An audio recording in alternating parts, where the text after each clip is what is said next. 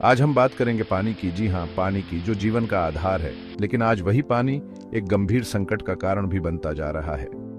दुनिया भर में पानी की समस्याएं एक विकराल रूप धारण कर रही हैं। कहीं सूखा है, कहीं बाढ़, कहीं पानी है ही नहीं, और कहीं है तो प्रदूषित।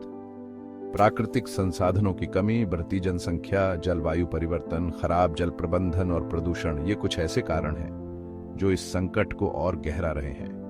आज हम दुनिया के अलग अलग हिस्सों में जाएंगे और समझेंगे कि पानी की समस्या कितनी गंभीर है और क्या हैं इसके समाधान। तो आइए शुरू करते हैं इस सफर को और जानते हैं पानी की कहानी, जो कहीं खुशियों से भरपूर है तो कहीं गमों से लबालब।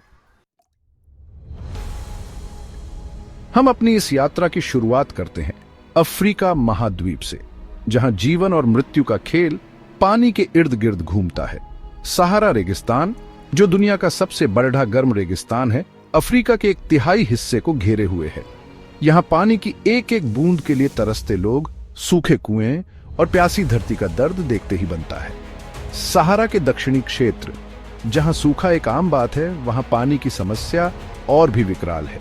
यहाँ के लोग मीलों पैदल चलकर पानी की एक एक बूंद जुटाते हैं।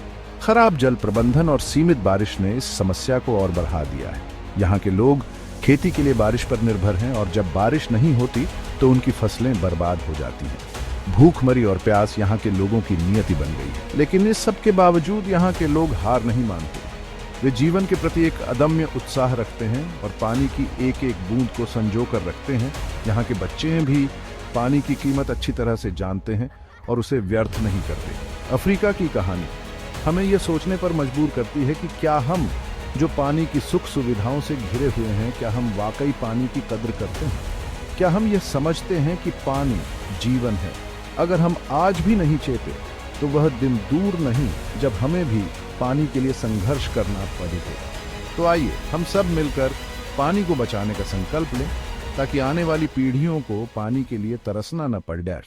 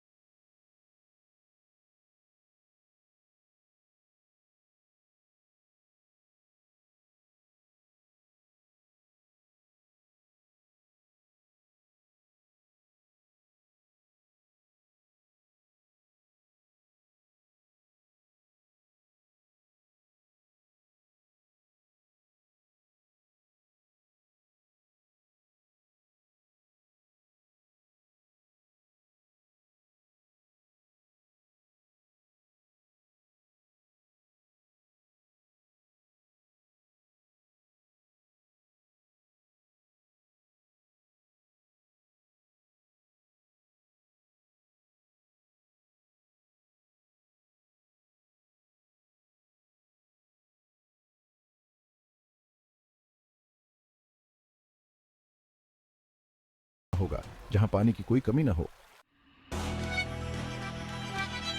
हमारी अगली मंजिल है मध्य पूर्व, जहां रेत के बेशुमार समंदर में पानी की एक बूंद सोने से भी कीमती है।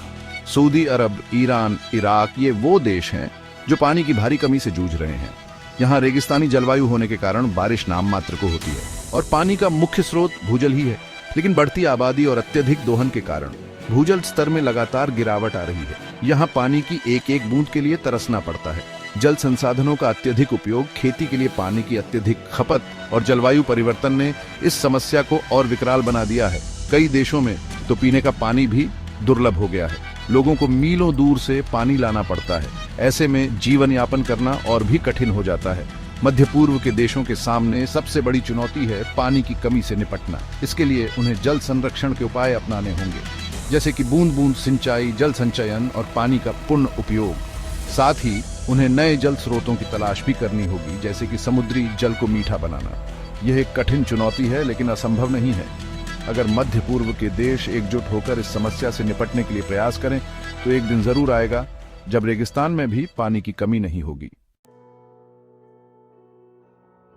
चैप्टर 4 दक्षिण अमेरिका पिघलते ग्लेशियर, घटते जल स्रोत। अब हम रुख करते हैं दक्षिण अमेरिका का, जहां प्रकृति का असली खजाना छिपा है। अमेज़न नदी, जो दुनिया की सबसे बड़ी नदी है, यहीं बहती है। लेकिन यहां भी पानी की समस्या अपने पैर पसार रही है। चिली और पेरू, ये दो देश जलवायु परिवर्तन का सबसे ज्यादा शिकार हो रहे हैं। एंडीज पर्वत श्रृंखला, जो दक्षिण अमेरिका की रीढ़ कहलाती है, यहाँ ग्लेशियर तेजी से पिघल रहे हैं। ग्लेशियर, जो यहाँ के नदियों के लिए पानी का मुख्य स्रोत हैं, उनके पिघलने से पानी की कमी होती जा रही है। चिली में तो स्थिति और भी खराब है। यहाँ पिछले कुछ सालों से भयंकर सूखा पड़ रहा है। नदियां सूख गई हैं और जलाशयों में पानी नहीं है। ऐसे में लोगों को पानी के लिए तरसना पड़ देता है। पेरू में भी जलवायु परिवर्तन का असर साफ दिखाई दे रहा है। यहाँ बारिश का चक्र बदल गया है। कभी बहुत ज्यादा बारिश होती है तो कभी महीनों तक बारिश नहीं होती। इससे बाढ़ और सूखे जैसी प्राकृतिक आपदाएं आती रहती हैं। दक्षिण अमेरिका के देशों को जलवायु परिवर्तन से निपटने के लिए तत्काल कदम उठाने की जरूरत है। उन्हें जंगलों की कटाई रोकनी होगी और कार्बन उत्सर्जन में कमी करनी होगी। साथ ही उन्हें जल संरक्षण के उपायों को बढ़ावा देना होगा ताकि पानी की कमी से निपटा जा सके। चैप्टर 5 कैलिफोर्निया, स्वर्ग भी प्यासा, विकास भी प्यासा। हमारा सफर अब हमें ले चलता है अमेरिका, जहां विकास अपने चरम पर है, लेकिन यहां भी पानी की कमी एक बड़ी समस्या बनती जा रही है। कैलिफोर्निया, जो अपनी खूबसूरती के लिए मशहूर है, वो आज पानी की कमी से जूझ रहा है।